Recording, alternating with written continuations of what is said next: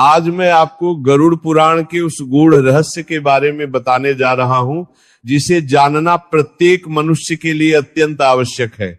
ये कहानी है मृत्यु के बाद के उन 13 दिनों की, जब आत्मा इस लोक और परलोक के बीच संक्रमण काल से गुजरती है।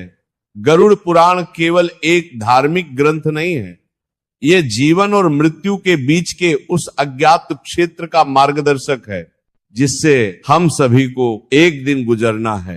भगवान विष्णु ने स्वयं अपने वाहन गरुड़ को यह ज्ञान दिया था और यही ज्ञान आज मैं आपके सामने प्रस्तुत कर रहा हूं।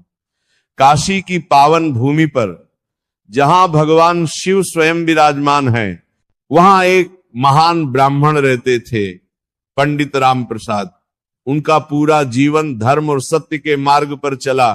उन्होंने वेदों का अध्ययन किया, शास्त्रों का मनन किया और अपना जीवन भगवान की सेवा में समर्पित कर दिया।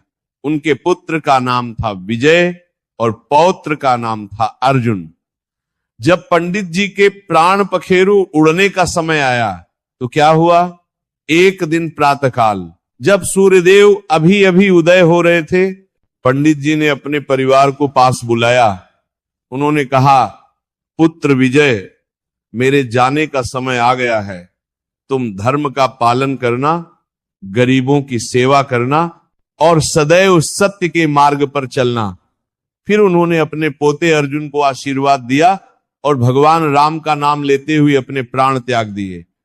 प्राण त्याग आने के बाद प्रथम दिवस में क्या हुआ, आप ध्यान से सुनिए क्या होता है। जब शरीर चिता पर रखा जाता है, विजय ने अपने पिता के शव को गंगा में स्नान कराया। गंगा जल से स्नान करना अत्यंत पुण्यकारी माना जाता है।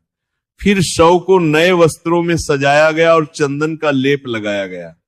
चिता पर शव को रखा गया, चारों ओर लकड़ियां सजाई गईं, वैदिक मंत्रों का उच्चारण शुरू हुआ। पंडित जी बोल रहे थे, भूर्भुवः स्वः तत्सवितुर्वरेण्यं भर्गो देवस्य धीमहि धियो यो नः प्रचोदयात्। ये गायत्री मंत्र है जो सभी मंत्रों का राजा माना जाता है। विजय ने अपने हाथों से अग्नि प्रज्वलित की। जैसे ही लपटें उठी, कुछ अद्भुत हुआ। पंडित राम प्रसाद की आत्मा ने अपने शरीर को छोड़ दिया, लेकिन ये समझ लीजिए कि आत्मा तुरंत परलोक नहीं चली जाती।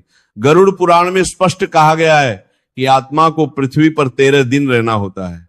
अब सवाल उठता है, क्यों 13 दिन रहना होता है? ये प्रकृति का नियम है। जैसे एक बच्चा मां के गर्भ में 9 महीने रहता है, वैसे ही आत्मा को